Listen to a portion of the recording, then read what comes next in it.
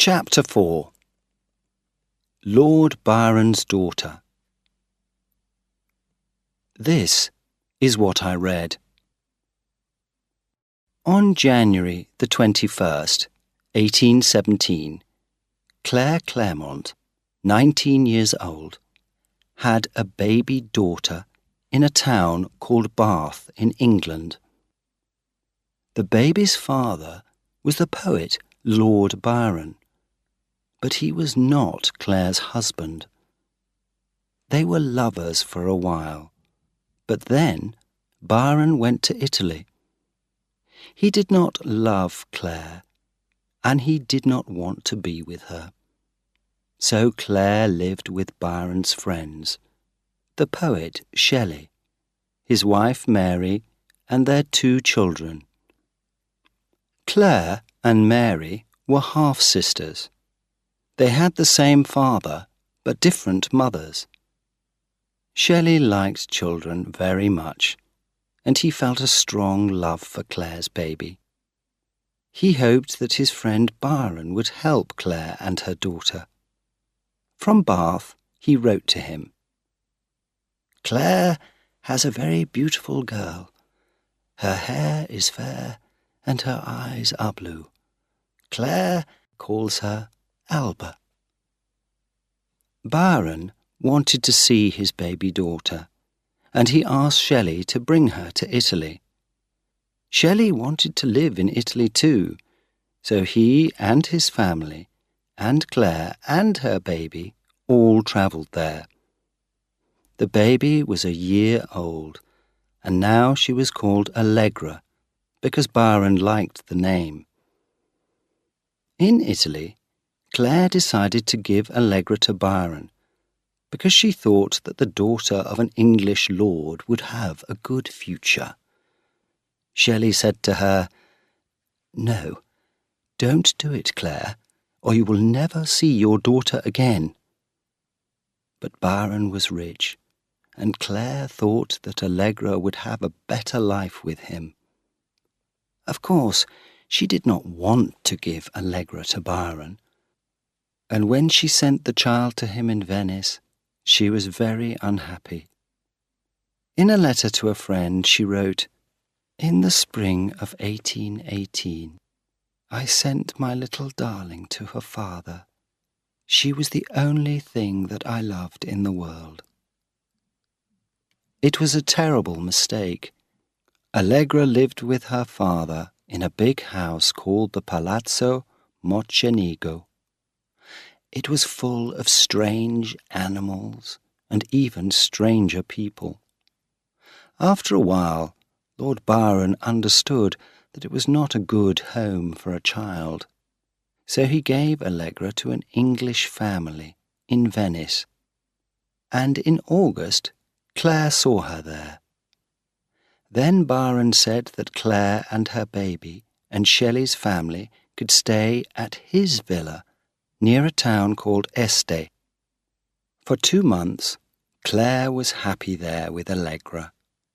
But Byron also said that she must bring Allegra to him in Venice in the autumn. So in October, Allegra went back to her father, and Claire never saw her again. Allegra stayed in Venice for 8 months with different families. Then Byron took her to the city of Bologna. He wrote to Shelley, "She is like me. She has white skin. Her voice is soft. And she can't say the letter R." For many months, he sent no news to Claire about her daughter. Then she heard that Allegra was with her father in a town called Ravenna. She wrote to him, "I want to see my daughter, please." But he said no. Claire wrote a lot of letters like this to Byron, but he did not answer them. She was very unhappy. When Allegra was 4 years old, Byron sent her to a convent school near Ravenna. The nuns were kind, and loved her very much. But the convent was strange to her. The walls were white and cold, the rooms were empty, and sometimes she was cold because there was no fire. Every day she did the same things at the same time. This quiet life was very different from her life with Byron. Claire was now very angry. She did not like convent schools, and she was sure that Allegra was always cold and lonely. She wrote an angry letter to Byron. "My child must be with one of her parents," she said. He did not answer the letter. He thought that the convent was good for Allegra, and he told the nuns that Claire must never visit the child. They must lock the doors to stop her. But he said that Shelley could see Allegra, because he was his friend. So one day Shelley went to visit Allegra at the convent.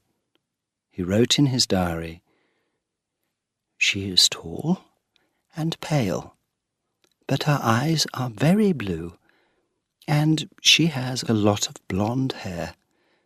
She is beautiful, and very different from the other children. I ran and played with her in the garden. She is very light and fast. I gave her some sweets, and I asked her, 'What shall I say to your mamma?' She answered in Italian, 'Tell her to send me a kiss and a beautiful dress.' Then I asked her, 'What shall I say to your papa?' And she answered, 'Tell him to visit me, and to bring mamma with him.' But papa did not visit her, and mamma did not come. On June the 6th, 1821, Claire dreamt that Allegra was ill. She thought that her daughter was going to die, and she would never see her again. 'Take her away from the convent,' she wrote to Byron, but he said no. Of course, Claire wanted to go to the convent and take Allegra away, but this was very difficult. Byron was a rich and famous lord, and the people in the convent did what he wanted.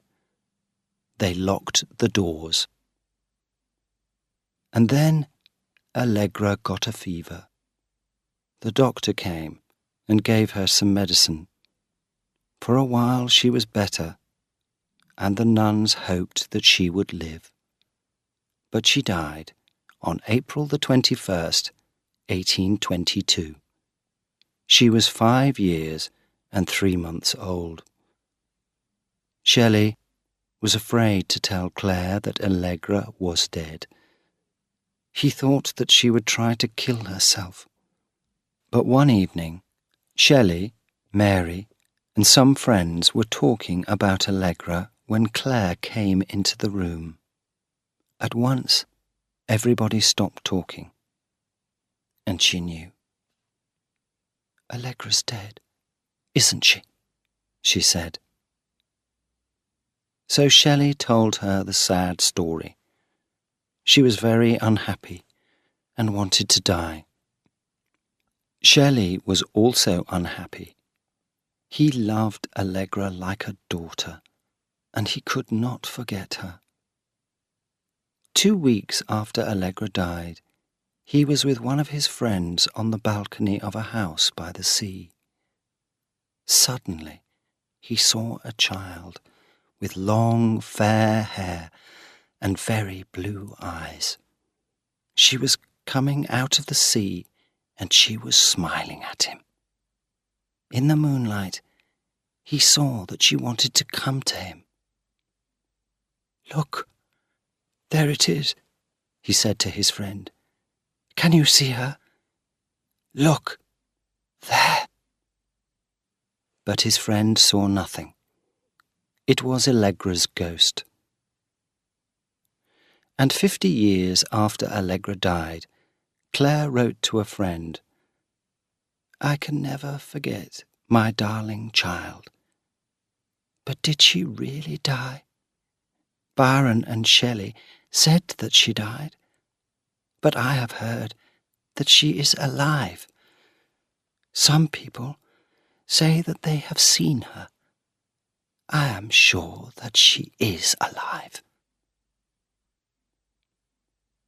Claire died in 1879 when she was 81 years old.